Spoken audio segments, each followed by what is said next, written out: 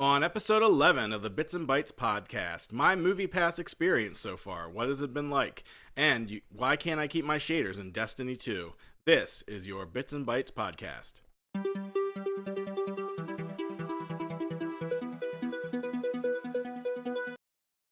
What's up, everybody? I'm Jeff Shelley. This is the Bits and Bytes podcast, episode 11. Wanted to talk about my movie pass experience. Not going well. We'll get into that in a little bit. As always, you can check me out on Twitter at Sky_Striker. Also, you can look for us on Facebook at Bits and Bytes, Facebook/Bits and Bytes, and look for me on Twitter at Sky_Striker, and look at us on Twitch at the channel Bits and Bytes. So, getting into my movie pass experience. So, the podcast is going out later than what I wanted. So basically what happened was Friday, I was going to go see It in the afternoon after I got off work. So I went over to the theater. I had my movie pass card. I had gotten it on Tuesday, but I hadn't activated it yet. So I was like, I'll just activate it at the theater because that's what my buddy who has one told me to do. So I went to the theater, was in the parking lot, go to check in. So basically how it works is you have this app on your phone. You bring that up. It is hooked into the GPS so it can tell what theater you're at. So I check into my theater, and then I pick my movie I want to see. Like, I want to see It, 1 o'clock showing, check in. Then it asks me to enter my last 4 digits on my movie pass card. So no big problem, no big deal. That's just how it activates the card. So I enter my last 4 digits.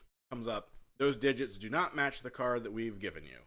I'm like, well, I physically have this card in my hand. Those are definitely the numbers that it is. I just don't get it. So there's a number on the back of the card to call. So tried to call the number on the back of the card. Basically, all you get when you do that is you get an automated response telling you to use the contact support that's in the app. So I go to the contact support. So I send them a support code, basically just saying, hey, my card won't activate, blah, blah, blah. Then I get some robo response right after that saying, oh, we'll be back with you shortly. Like, okay, cool. Like, whatever, I probably won't be able to see it, this showing of It, but they'll probably be back to me in maybe an hour or so. So fast forward, it's been like 2 days now, actually maybe 3, because I'm recording this on Monday. So it's been like 3 days. Have not heard anything from MoviePass. Have not had them get in contact with me on the contact support within the app. They haven't gotten back to me there. I also sent them a tweet on Twitter, just asking and saying I've been having this problem. I tweeted at MoviePass and also at MoviePass_CS, which is supposed to be their customer support, and just have not heard anything. I'm not very happy about this at all. Like, I expected like some sort of response by now. It's been 3 days. You have 150,000 subscribers. I get that, but obviously you were not ready for that load, and you should have hired more people in your customer support, because right now your customer support is horrid. Like, I don't know what's going to happen. I don't know when my movie pass is going to get activated.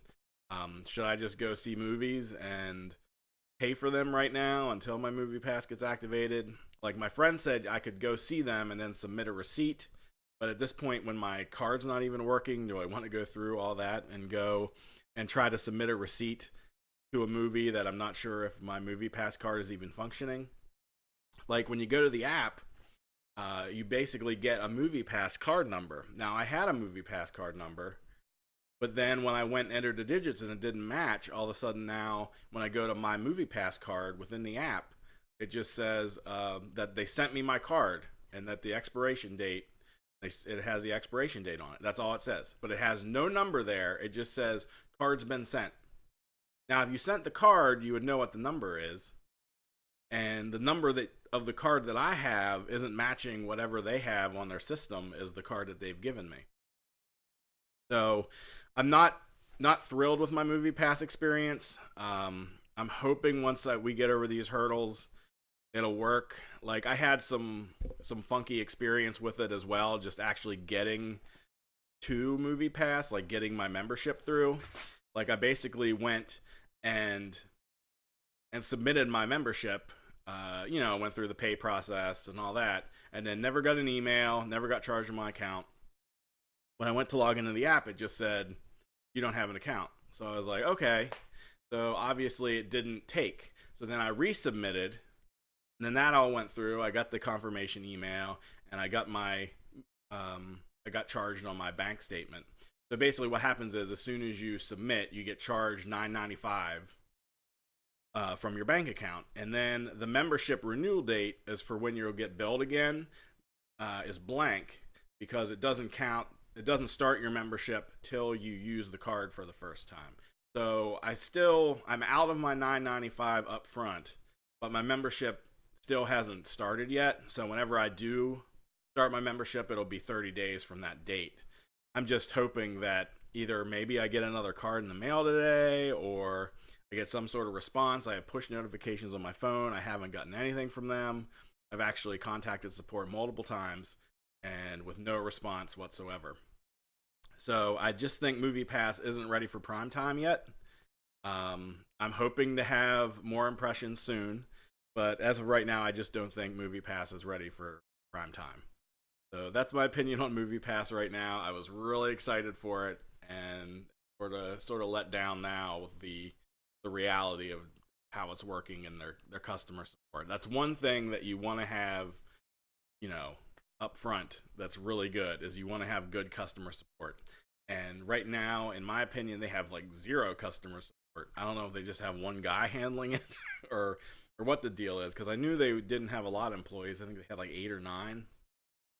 But still, like, your customer support is your face to your customers, and just making sure they're having an easy experience with it. Right now, I am not. So, not ready for prime time yet. What I've been playing is I've been playing a lot of Knack 2, which I got for my PlayStation 4. I got that on Tuesday, last Tuesday. Been enjoying it so far. It's a lot easier than the original Knack. Just to give you an example, in the original Knack, you had these archers that would pull back for a power shot. So how you could tell that was a power shot is that the arrow tip would glow red, and it would make like a ping noise. And then the only reaction you can do to that is you have to dodge it. In the original Knack, if you miss that dodge, it was like insta-kill. It was like, you're done. It's a one-hit kill. Where this one, it hits you and like floors you for a second, but then you can get back up. Because I always thought that was weird for something marketed as a kid's game. You have this one-hit kill that basically makes you restart from a checkpoint as soon as you get hit with that. Like, it's not too bad as an adult playing the game, but I've been playing with my 5-year-old son, and he definitely doesn't get the flicking the stick to dodge or anything like that yet. But so far, the experience co-op has been a lot better than I thought it would be. Where the first Knack, it was just sort of tacked on that, hey, you can play this co-op. The second Knack, actually, the co-op is way more enjoyable. So far, like, the other Knack just turns up as a blue Knack. There's no story explanation whatsoever. Only had one problem so far, where my son got tripped up on the environment. Like, his Knack wouldn't move. So I had to, like, basically go to single player and go back in co-op, which isn't that hard. Basically, I just hit start, go into the menu, go to single player. And then when I'm in single player, if he just hits the X twice, then he's back in the game. It's really good for drop in, drop out co-op, because we'll get to points like he doesn't like doing the quick time events all that much. He has a little trouble with the button presses. So he'll ask me just to do that, so we'll move it to single player for the quick time events, but he likes doing the combat, like turning in the little Knack and like exploring the environment. I feel like there's much more of that this time as well. Like, there's much more of like transitioning between the different sizes of Knack. Where in the first game it was sort of like, okay, now you're big Knack for a level, now you're little Knack for a level, now you're big Knack again. Where this game has you going not between like super big Knack, like where he's 30 feet, but you're going between like 18-foot Knack to the mini Knack that's like feet tall. You can toggle between those on the fly with the R1 button. There's not much reason to do that other than for basic puzzle solving or trying to get into the little nooks and crannies of finding some secrets. but it's still really cool, and my son really likes seeing all the blocks fall to the ground, and then Little Knack's there, and he can run around as that. As Little Knack, you're definitely pretty much vulnerable. You're pretty much one hit killable if you're Little Knack. But how it's done is there's like zero combat for Little Knack. If you do it right, there'll be no reason that you would ever be Little Knack in combat unless you like hit the R1 button by accident or something. But so far, it's been really enjoyable. The puzzles have been really cool so far. I've had one just a few nights ago where Knack absorbs iron into himself, so then he's Iron Knack. And there's like these electricity panels on the floor. And what you can do is you can drop pieces of iron from one panel to the next to basically conduct the electricity from one panel to the next to power up the next thing. Sort of reminded me a little bit, not that Knack's nearly as good, sort of reminded me a little bit of Zelda, where I would solve some puzzles like lightning puzzles like that by dropping my weapons on the ground and having the electricity bridge that way. But so far, really cool. Still got to finish it yet. I think right now, though, if I had to review it, it'd probably be somewhere 7.5. Like, I enjoy it, but it's nothing that I'm just like wanting to go back to. Like, I'm pretty much just playing it for the review. Plus, my son likes it, so if he wants to play it, I'll play it. And that's been the primary way I've been playing it, is in co-op.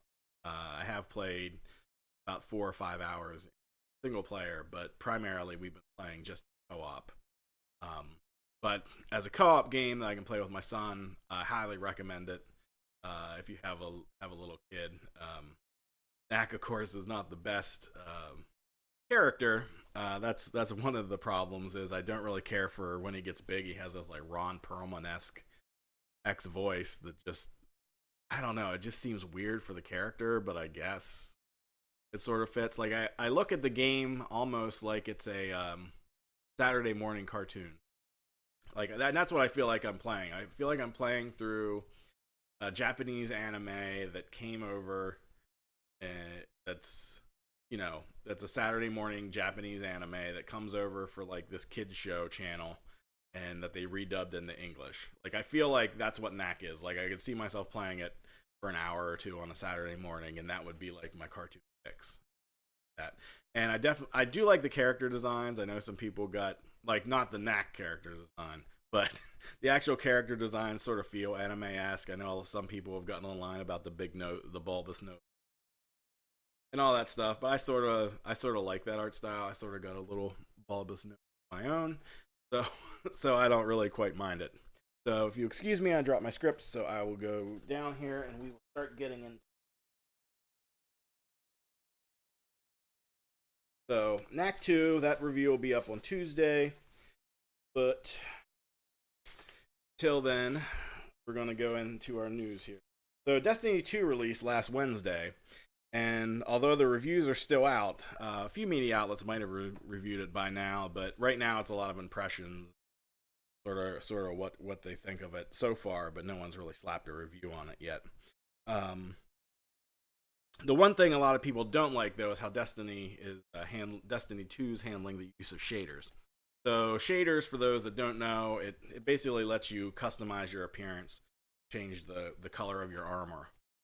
Where Destiny 1, you got a shader and that applied to the whole suit of armor. So you would get like a pink-purple shader or whatever, and so your whole uniform would be pink-purple.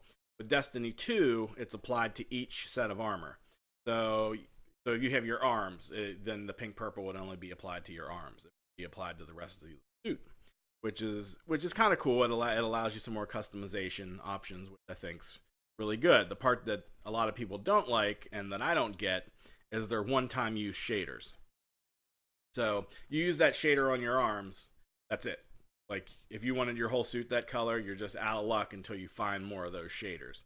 The other thing that sucks is if you have that shader on and then you want to change it for a short period of time, be like, oh, I want to go with this new shader I got just to check it out. Then that shader's gone. And you'd have to, I guess, buy that shader back or hopefully find it in a drop somewhere.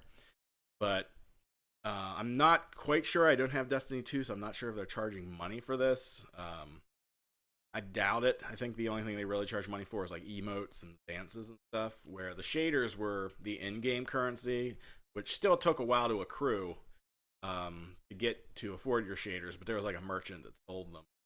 Wondering if it's the same way there, other than the ones you find on a drop. But still, it's very weird that they're just one-time uses. I'd hope they would change that. I don't know if they're gearing up for some sort of where they're going to start charging real money for certain customization options, like maybe have like epic shaders or something like that you pay for and that you can keep.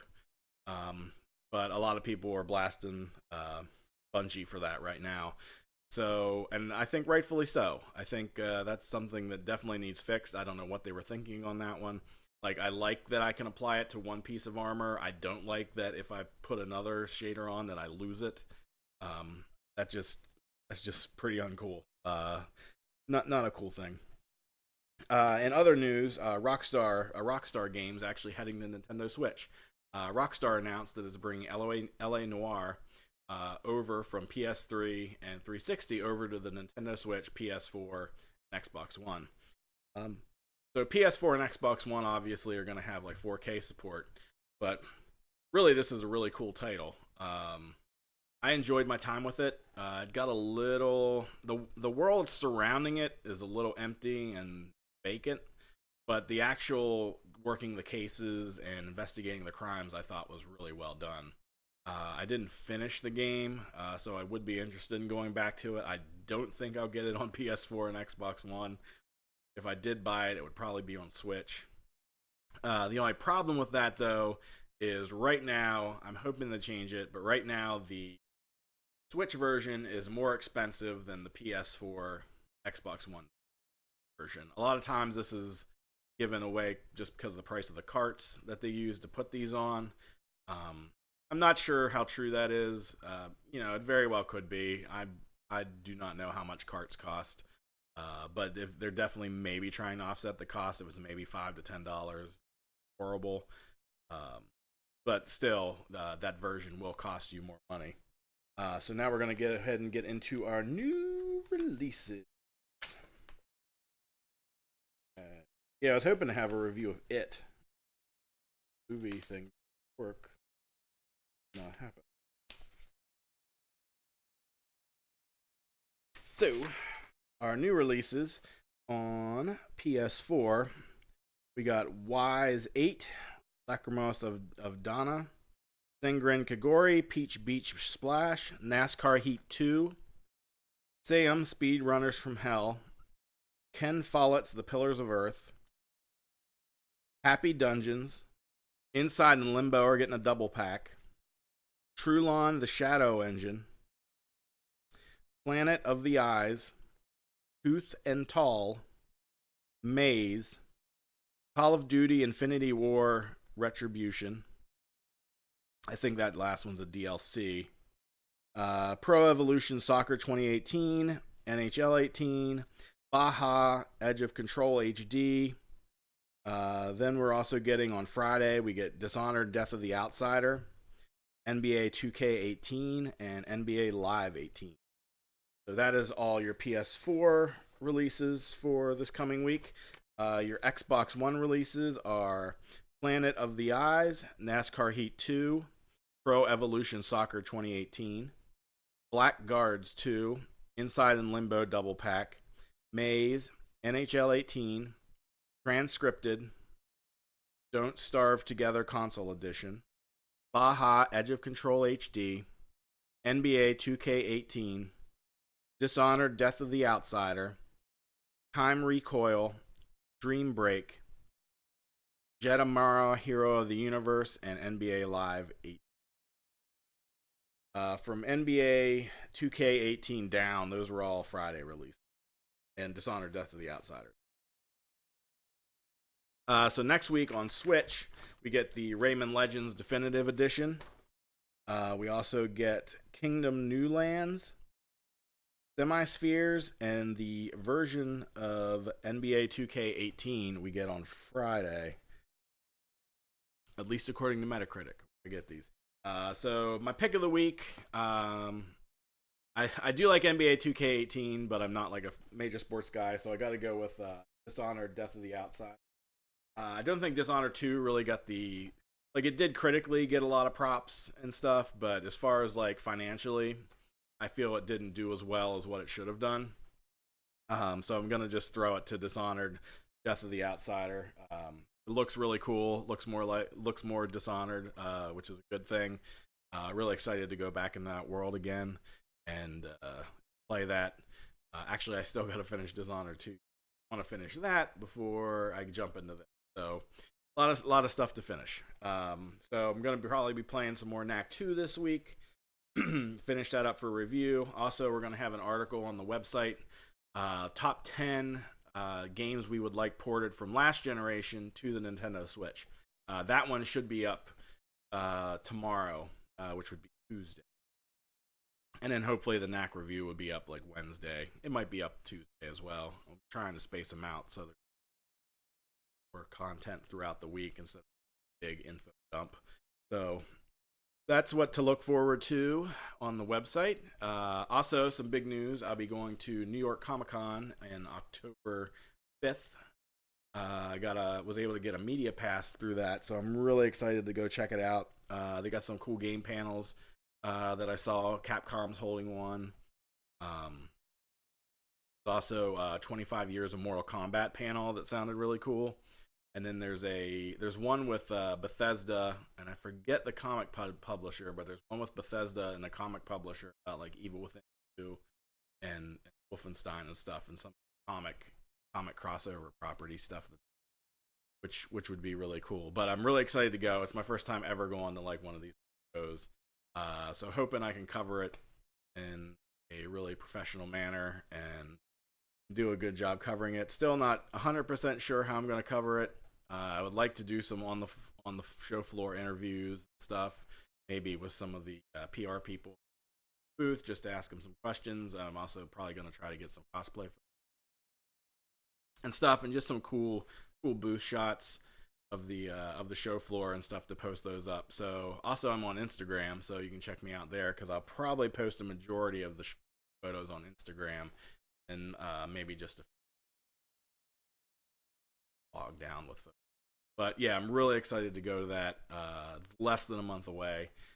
Just really cool. I think they're debuting the Punisher there, so I definitely want to try to see that. That's one of my ones. But that's something I'm looking forward to, and hope I'm covering it for you guys. Let me know what you'd like to see. Fire off at the comments. Go to BytsnBites.com. Say something in the comment section.